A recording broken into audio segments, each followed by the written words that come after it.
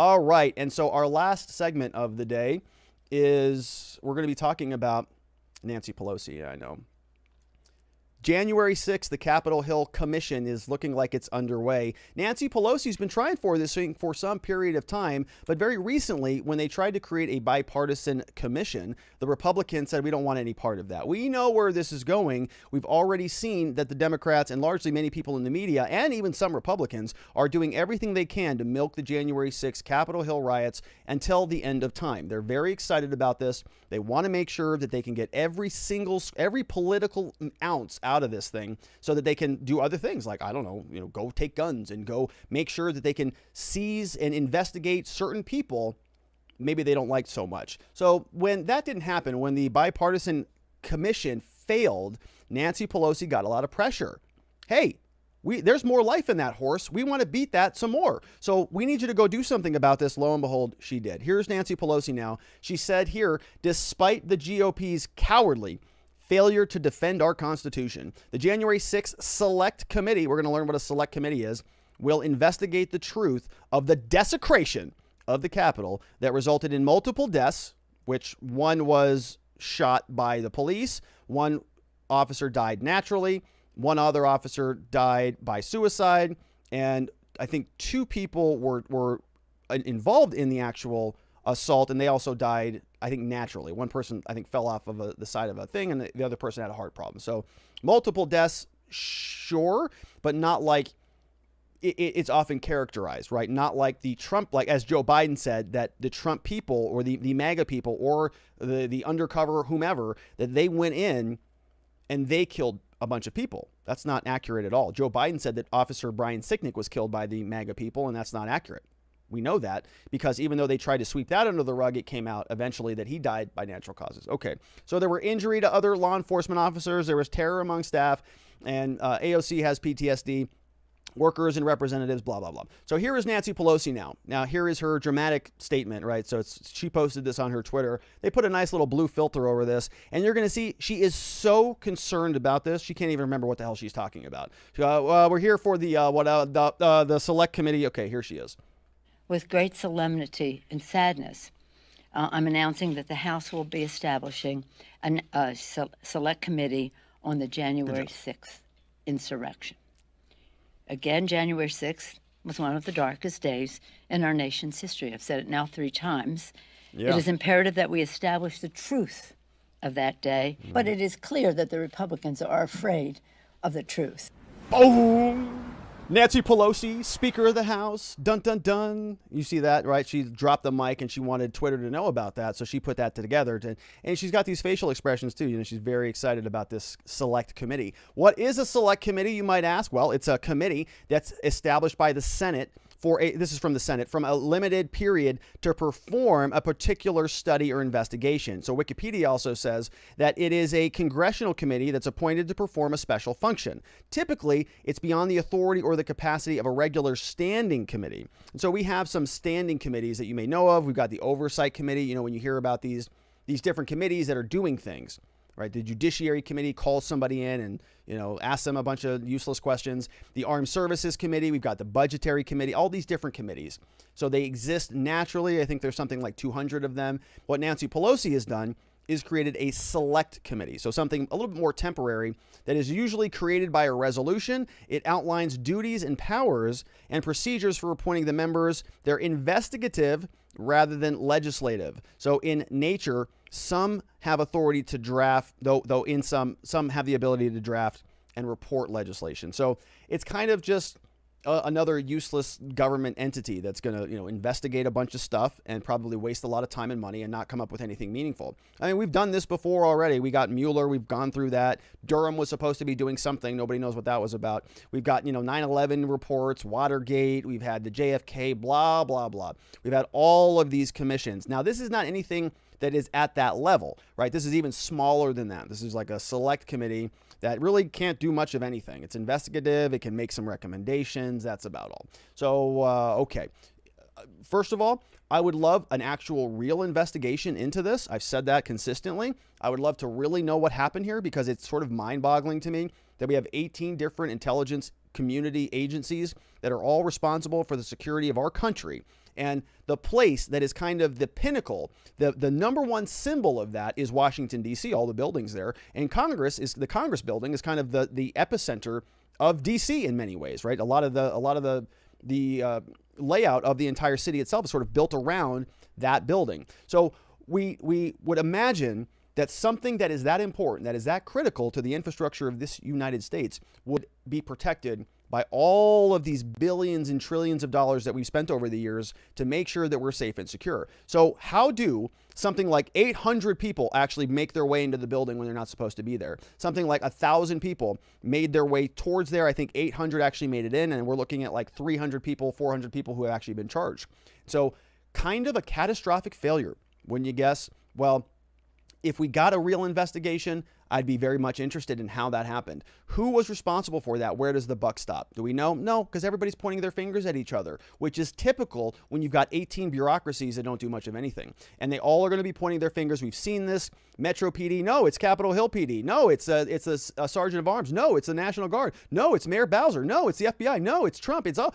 Everybody's pointing their fingers. Nothing's going to come of it. The only thing that really matters is that one side gets to use this as a political bludgeon to beat the hell out of their opponents, and then make sure that anybody who sort of sympathizes with that ideology is now thinking twice about it, because maybe it has a chilling effect. Maybe if you start to see that a certain version of justice doesn't apply to people who, let's say, are Trumpers, they get the book thrown at them. They get held in custody without any bond or bail. They're non-bondable. We're just going to hold them in custody. And in fact, we're going to ask for continuances so that they can just sit there and rot. Meanwhile, we're going to give a bunch of the Antifa people over in Portland and elsewhere a bunch of diversion deals where basically they're not even going to get a conviction. All they have to do is remain law-abiding for a certain period of time. We're going to review their file down the road, turn around. As long as there's no more blemishes, we're going to dismiss those charges. So we kind of have two entirely tiers of justice, don't we? Kamala and Biden were talking a lot about this during the administration, these two tiers of justice.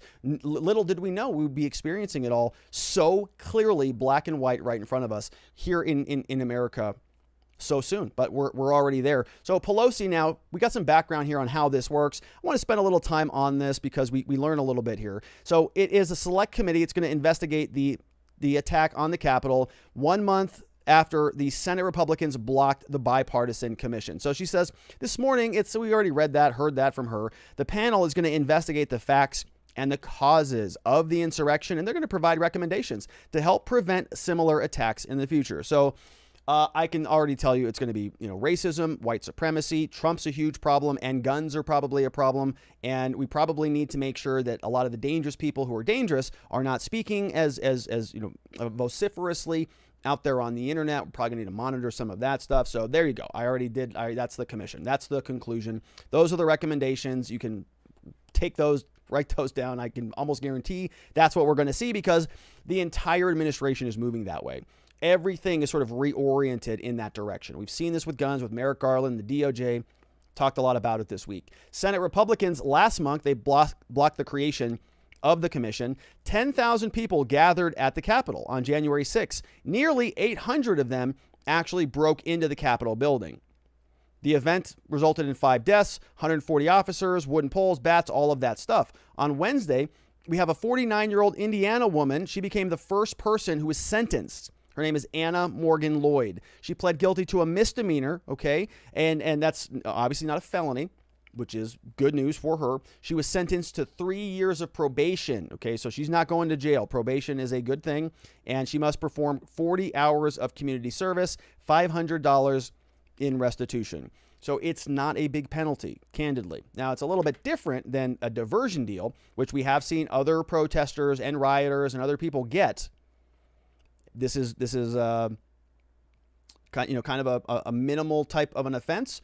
It's 40 hours community service, which is not as minimal, but based on what she was charged with, based on what she was facing, this is a significant reduction, I would guess, right? I haven't spent a lot of time on her case, but it's a $500 restitution, probation, probably has no criminal history, probably not likely to break the law at all. I'd be curious if it's supervised probation or unsupervised probation, meaning that she just doesn't, if you're on a supervised type of probation, you got to report to people. Whereas if it's unsupervised, you just have to remain law abiding. So don't know the details there, but we're going to start to see more more of these defendants take plea deals, and we're going to start to see if we can identify a pattern. And you better believe we're going to be comparing that pattern against some of the prior histories that we have from the last summer of unrest that we just went through. All right, carrying on. It says, in recent weeks, there were House and Senate panels. They've been looking into the events. They published a comprehensive report on why authorities were unable to control the crowd. Right, the Select Committee, which will require a majority vote in the House, is a signal that she wants to centralize those investigations into one body that's going to be equipped with subpoena power. But a Select Committee is all but guaranteed to be more partisan than an independent commission would have been, meaning the parties may come no closer to a consensus about why January 6th happened and who is to blame for it than they are right now, which is obvious, right? We know that we're not going to get any answers. That's not the point of this. It's not clear how large the planned panel will be or how the seats will be distributed. Not clear when she will demand they publish their findings, but she said on Thursday, as long as it takes, they're going to need to do this investigation of the causes of this. So no end date. As long as it takes, we got to go root out the root causes of this thing. What is it? It's whatever you want it to be, really, right? You can pick a cause and just blame it. We know it's going to be white supremacy and racism and Trumpers and probably anti-government officials and probably gun owners, and the list goes on and on. So she says there are two paths. One is the root cause. Oh, here it is. She already said it for us. White supremacy. Well, that's weird. But, there are two actual paths, she said. One is about the root causes of it. The white supremacy, the anti-Semitism, and the Islamophobia. All the rest of that was so evident. So if it's so evident, then why the hell do we need a commission for it? Why do we need to talk about it? You've already figured it out. It's the white supremacists, the anti-Semites, and the Islamophobes. You've got it all figured out. The other is the security of the Capitol and what it means to be ready for such an insurrection. Well, that's kind of a separate issue then, isn't it? One is about causes, one is about preparation. You've already identified the causes, so what do you need to go investigate that for? We know who it is. She said the authorities could have been better prepared, or they could, have actually done their job, right? I don't think anybody would have foreseen an insurrection incited by the president of the United States. Which is strange, because there were arrests taking place, there were warnings taking place, the FBI was, shouting from the rooftops about all of this stuff, and suddenly nobody could predict it. Weird. Or maybe they kind of wanted it to happen. I don't know. Maybe Tucker's onto something, isn't he? Republican lawmakers voted against it. Unclear how many witnesses they're going to allow to be deposed. So we're going to have another hearing, right? So another useless hearing. The Democrats are pretty bad at these, right? They're 0 for 2 on the impeachment. Not any good. They're going to try this again, see if it goes anywhere. They hoped an independent commission would do something. Asked Thursday whether they might seek to compel Kevin McCarthy to testify. Pelosi declined to say. I'm not going to get into what the committee's going to do. If he testified, McCarthy is going to be asked about his phone call on the 6th with Trump, a conversation he has described to others as distressing. Trump seemed uninterested, according to others. Okay, so this commission is now starting. Now, I'll be curious, right? Because we know that there are a lot of questions about this that just kind of really haven't been answered. And as I mentioned previously, a lot of people are pointing their fingers around at each other. Tucker Carlson came out and sort of hinted that there may be some malfeasance from our own intelligence community, that maybe there were people who were infiltrating their way into some of these organizations that maybe exacerbated the riots to take place in the first place. And we did a video earlier this week about a prior situation back in the 1960s where J. Edgar Hoover and that FBI was responsible for literally framing 4 men, like innocent people, in the murder of the Teddy Deegan case. And this was something that a federal court actually came out and said, yeah, the FBI was totally corrupt, and they lied, and 4 innocent people went to prison for that. 2 of them are dead, 2 of them got out, and the judge ordered $100 million be paid for that misconduct. And it is something that's on the record. I mean, it actually happened in America not that long ago. And Robert Mueller was somebody who was apparently at least aware of some of the underlying information about that. So the 1960s might sound like, a long time ago. Not quite, right? It's the same institution. So people have been questioning what the feds had to do with any of this. And there's a lot of unreleased videos, a lot of unreleased information. Many people we don't even know who actually shot Ashley Babbitt, and her family, as far as I know, have not been apprised about who that officer was or what the depth of that investigation looks like. So there's a lot of questions about this, is my point. Gateway Pundit over here from Jim Hoft, he posted this video, and I saw this also from Jack Posobiec on Twitter, says that far-left activists infiltrated the January 6th protest dressed as conservatives. They had an OAN microphone, and if you remember, I believe that Jack Posobiec was actually over at OAN. They breached the Capitol grounds. They gave the FBI tips on how to infiltrate Trump's rallies. We've got two men, Walter Masterson. We've got Peter Scantini. They appear on the Young Turks program. They routinely disguise themselves as Trump supporters, right? And so people were saying this. We actually saw video footage of this. People who were there saying things like, they're actors, right? These are actors. These are people who are instigating things. There were a lot of claims that there was fake pepper spray being sprayed around. There's video of people getting hit in the face with pepper spray and going like, jerk, what'd you spray me with that for, right? And like not even reacting like it's pepper spray. So a lot of questions about this. And we've got some actual people now who were there doing some of this underlying sort of, well, call it what you will. Let's take a look at this and see what we've got here. So they're pushing the cops back. They're pushing the cops back because they're outnumbered 100 to 1 or maybe more. That's why.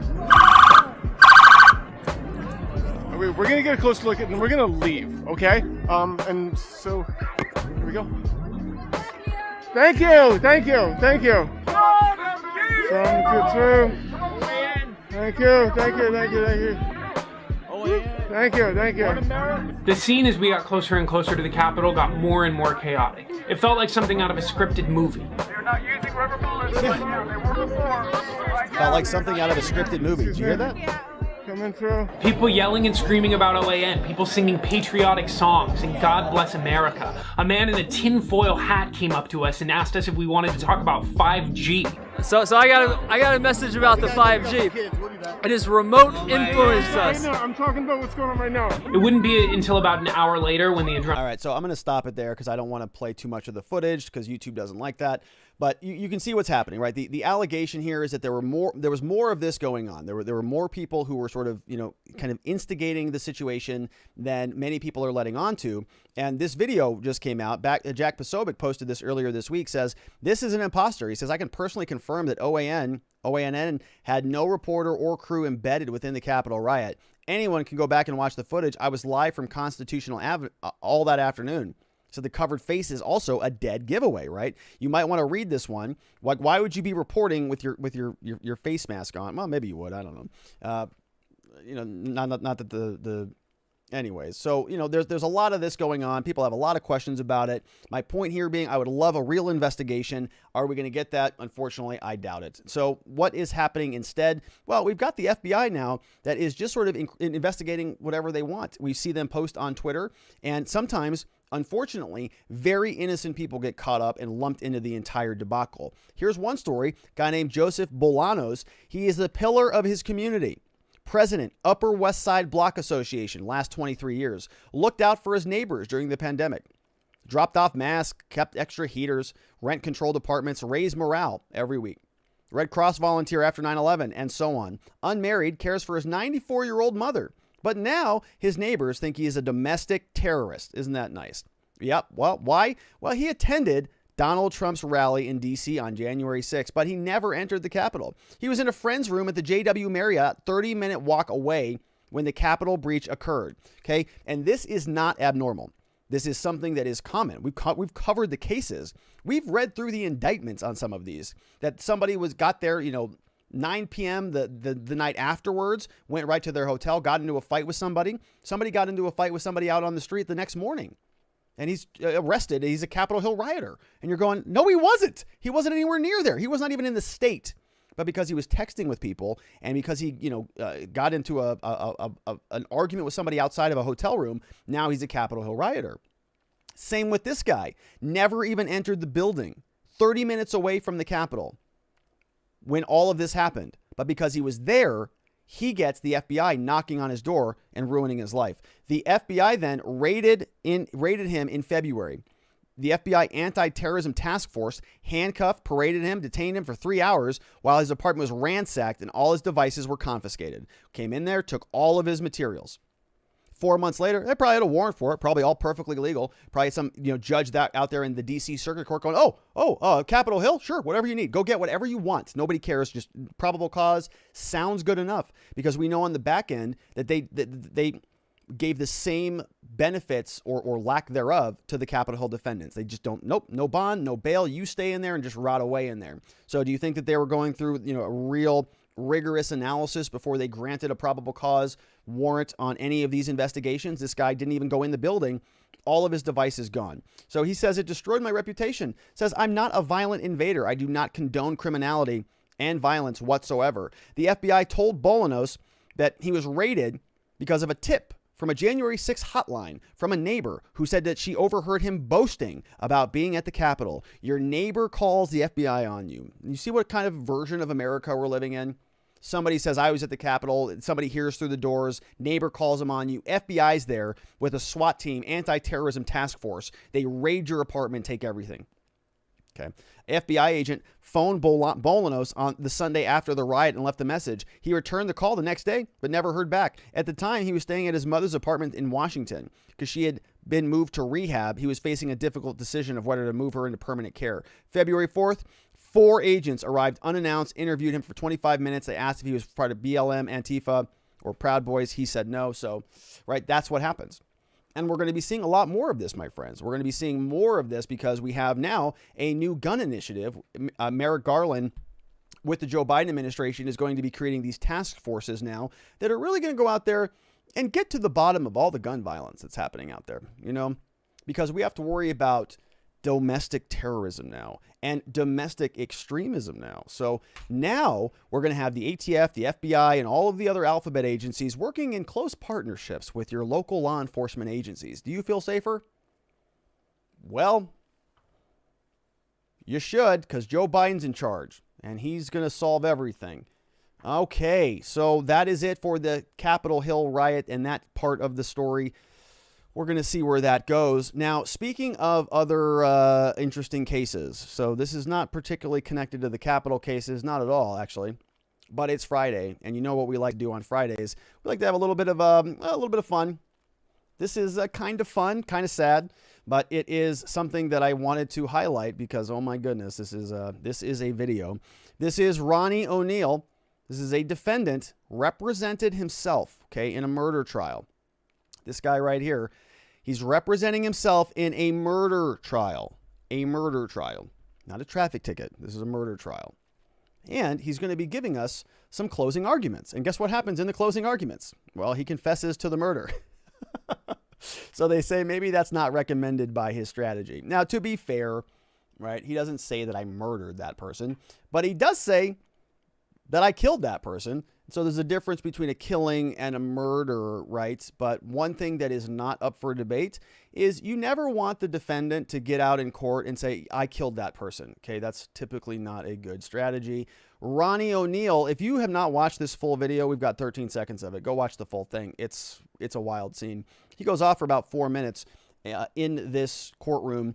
And here is the scene. I want to just sort of show you what's happening here. We have the prosecutors, 3 guys here sitting down here. We have the judge. She's not particularly happy either. You can watch her facial expressions. In fact, you don't even need to watch it. There, you can see it right there, right? She's not amused. So here is Ronnie ONeill now representing himself in a murder trial, making his closing argument to the jury. Because I want you to know the actual facts.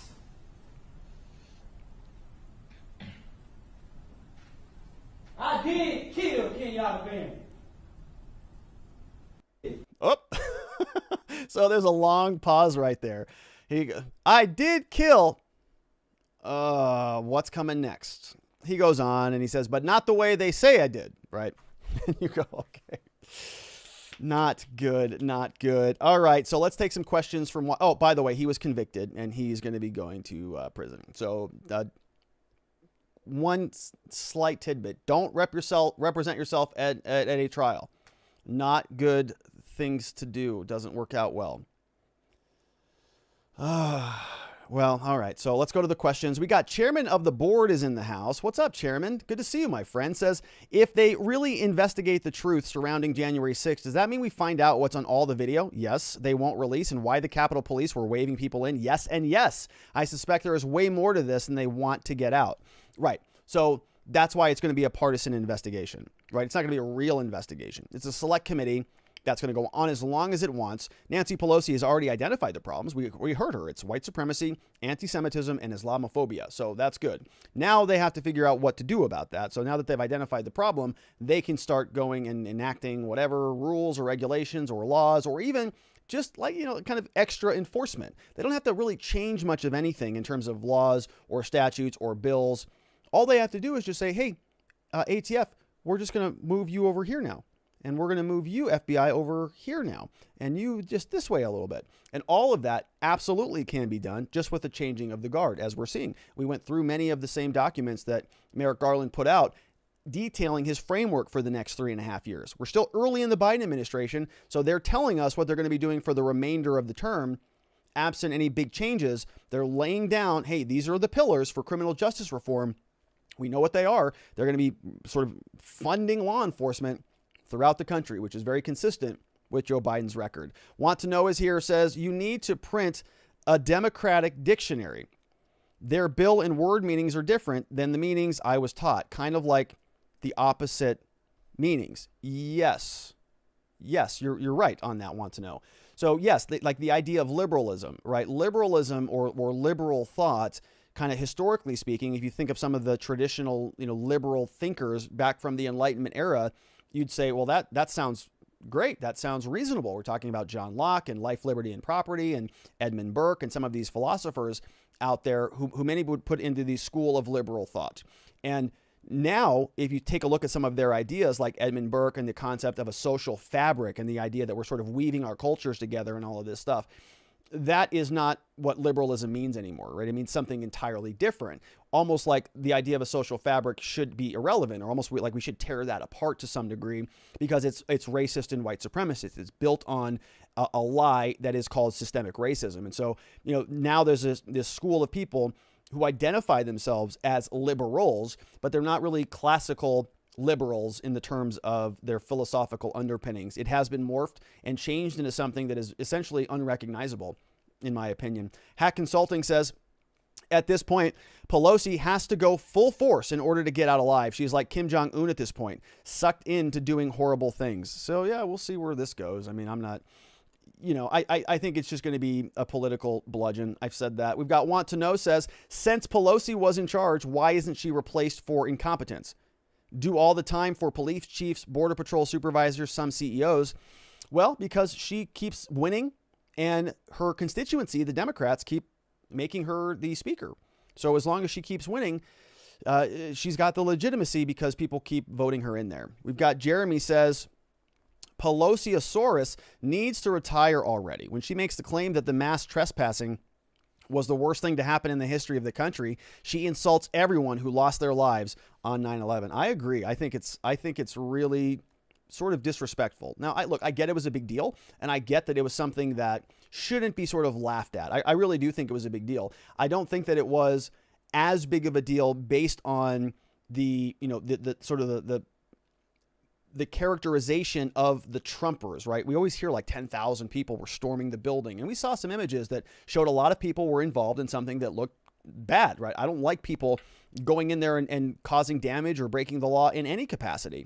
But what I also really don't like is when the government takes something and turns it into something that it's not, and then uses that to push forward, I would say, sort of assaults on certain liberty principles, like the presumption of innocence, like the ability to be free from unreasonable searches and seizures, to not be harassed, like the guy we just talked about from New York, who had the FBI show up and say, we have really no evidence that you were anywhere near anything. In fact, we know that you were 30 minutes away based on the truth, but we got somehow a judge to sign off on a warrant that allowed us to come and ransack your entire apartment, take all of your devices, not give them back, charge you, not charge you, but sort of interrogate you and arrest you under the anti-terrorism guise, and no repercussions for them at all.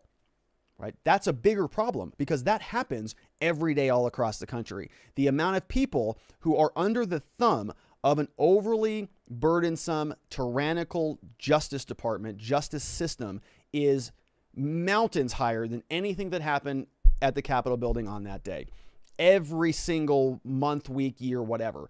The amount of damage that are happening to people's lives on a daily basis as a result of our law enforcement system is huge. And people just don't want to talk about that number. They don't realize because they think it's just criminal justice. It's just enforcing the law. No, we're sending people who are addicts and addicted to drugs to prison for a long period of time. It doesn't serve anything. It serves the people who make money off of the system, and it makes a bunch of prosecutors and judges maybe feel good about themselves, but it doesn't ultimately serve society. And so we're just going to keep, going through this thing around and around we go, where people are going to politicize stuff that shouldn't be politicized, and it bugs me. We've got Arnie B5 says the House Sergeant at Arms reports to the House Speaker, Pelosi. Sergeant at Arms reports to the Senate Majority Leader, which was Mitch McConnell. Neither are very supportive of Donald Trump, and both have motives to see an escalation of the first unarmed insurrection in history. Totally agree with you on that, Arnie B5. And I don't think that Mitch McConnell is necessarily out of the woods on this one, right? I think that Mitch McConnell, he is that, Nancy Pelosi is just loud and kind of aggressive, right? Gets up there. She's always talking and doing things. But McConnell's a plotter. Right? He's a plotter, and he is somebody who I could easily just sort of see back in a bunker somewhere with Mitt Romney and Chris Christie. And you've got, all of these people who are conspiring against Donald Trump, drawing the lines on the chalkboard back there, connecting all the wires together and just orchestrating this whole thing out. And I know Mitch McConnell has been I read somewhere, I forget, actually, I think this was Alla Pundit over at hotair.com said something at some point that he had heard, or he got a tip from somebody, or somebody was, this was spreading around Capitol Hill, that McConnell was asking other congresspeople or other senators as a personal favor to not support the 1-6 commission, right? So sort of saying, hey, I really don't want you to look into this thing. And so that could either be for politics, that could be for, just for political expediency, or it's because, maybe there's something else going on there.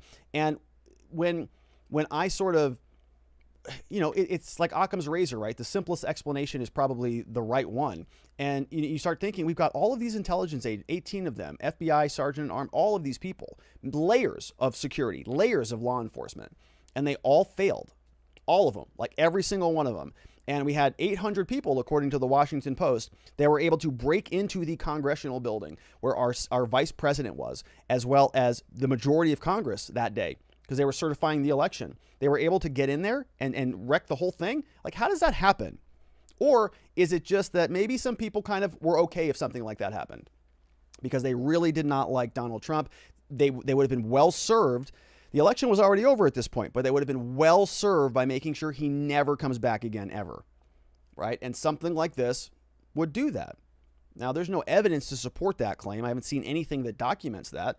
But I love gaming out these theories. It's something I think is worth considering, rather than just taking whatever the government tells you at face value. Oh, Nancy said that it's white supremacy and Islamophobia. Okay, there we go. I guess that's the end of that story, right? There are other explanations here, and these people are all, these are all schemers. Maybe that happened. I don't know. ZZ, the boxing cat, says, Robert, was the guy who represented himself under oath? Yeah, I mean, well, so that's a closing argument. So, he wouldn't have taken the stand and sworn in under oath as a witness. It's a closing argument. So he's not, he's under oath, right? He can't get up there and say a bunch of unlawful, untruthful things, but it's not good. Yeah, it's not a good strategy. They say something like a person who represents himself has a fool for a client and a moron for a lawyer, something like that, right? Person who represents himself has a fool for a client and a moron for a lawyer. Yeah, it's pretty true. We have Kareem165 says, the question of whether or not Americans want Kamala as their president was already answered with an overwhelming no during the primaries. Yet somehow Biden chooses her as his VP. Seems suspicious to me. Well, she sort of fit the check boxes, right? And they do that a lot. He needed to, actually, Biden wanted an African-American woman. He said that explicitly. And the Latinx community, they were not happy about this. They said, well, wait a minute. We're Latinx here, and we think that we are pretty deserving of consideration to be a vice president. Why are you just ignoring us? We make up this percentage of the population. We contribute this to these jobs. We've got these people in these different sectors. And there was an actual ad that was put out by the Democratic, Hispanic committee, whatever, that was kind of scolding Joe for that. So I don't know why. We'll see how that works out for him. I don't think it's going to work out well. We have Nadarb says, Nick Rekieta covered my boy Ronnie on his live show. He did make some good points about contradicting evidence and missing evidence. He might have been able to get a different charge with a competent lawyer and maybe a haircut. Yeah, I know. So I'm not saying, look, he had some energy out there. I mean, he had the ability to, to sell a little bit, but you certainly still need a lawyer. Definitely need to do that because you want the lawyer to go make those claims, right? You want the lawyer to go out there and say, he didn't kill that, or he may have actually caused that person's death, but here's why it's not murder. Anytime a jury hears you say, I did kill that person, they go, oh, well, there you go. So what do you want me to do about that? All right, last up in the House, we've got Hack Consulting says, simpler to think McConnell had no clue and now is trying to protect Pelosi. Not because he had anything to do with it, but rather like a grandfatherly way of looking after someone that is already screwed. Also, why have the commission when it will be drawn out for years? Well, that's the point of the commission, is to draw it out for years. It's just to have this hanging over everybody's head all the time as a constant reminder that it happened. The last thing that anybody wants, if you're a Democrat, is for the country to forget about 1/6.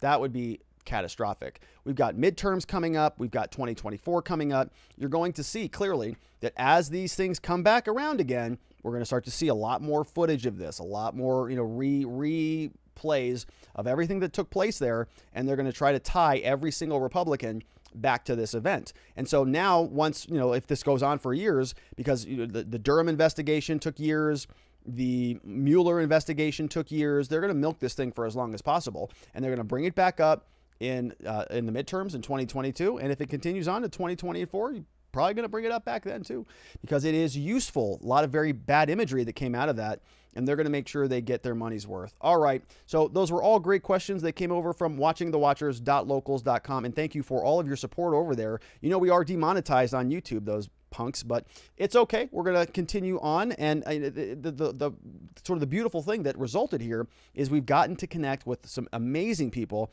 at watchingthewatchers.locals.com. And I want to welcome a couple new people who just joined up. We've got Zeller SM. Welcome, Zeller. We have Ba Loha. Welcome, Ba Loha. We have, and Gert Jan Decker is in the house. So Gert Jan Decker is in the house. And I want to welcome you to the show. Everybody, thank you so much for being a part of our Watching the Watchers community, which is having our second monthly meetup tomorrow. So make sure you go over there and register for that. Also, some great questions today. Thank you to everybody who chimed in to make the show interesting and keep things on track. Appreciate all of you. If you're not over on our platform at watchingthewatchers.locals.com yet, you can go over there. You're going to get all this great stuff when you sign up. A copy of my book. It's called Beginning to Winning. Free download available for you. You can get a copy of the slides that we just went through today. You can download my impeachment party template. If you want to impeach a congressperson, very easy to do that. I've got a template available. Just download them and impeach away. Kamala, we already did Kamala Harris, so that one's easy. We have an existence system template that's available there as well. We share links throughout the day, and we have great people and good conversation, so I would invite you to go check all of that out. One more reminder, sign up for the monthly meetup taking place via Zoom tomorrow night, 7 to 8 p.m. Eastern Time, 1 hour sharp, and it's at watchingthewatchers.locals.com. You can register there. We're going to have fun. Cameras on, cameras off, up to you.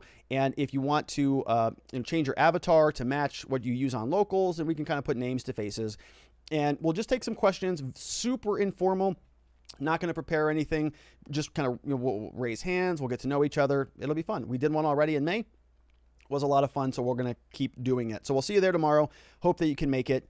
Also, if you are interested in any other offerings that I have some nice programs and courses available at gumroad.com/Robert Grueller. If you're not interested in anything here, I've got other ones in the works, so just drop your email here and you'll stay up to speed. And then, of course, lastly, before we get out of here, I am a criminal defense lawyer at the R&R Law Group. Our phone number is 480-787-0394. This QR code down here will take you right to our website.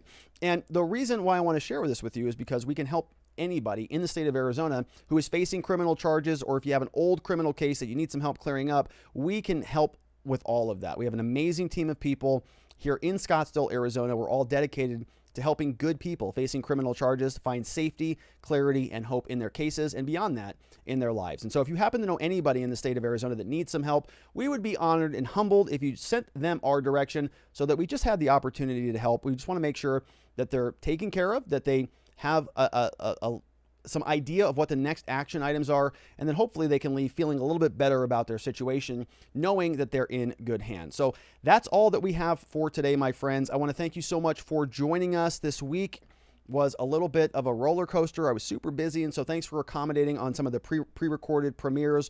We're back in business, though. We're going to be back live, same time, same place, on Monday. So I want to make sure that you do not miss it. We're going to be back here at 4 p.m. Arizona time, 5 p.m. Mountain, 6 p.m. Central, 7 p.m. on the East Coast. And for that one Florida man, everybody have a tremendous weekend. Rest well. Unplug from politics and the law a little bit, because we got a lot to get back into on Monday. I'll see you then. Everybody be well. Have a great weekend. Bye-bye.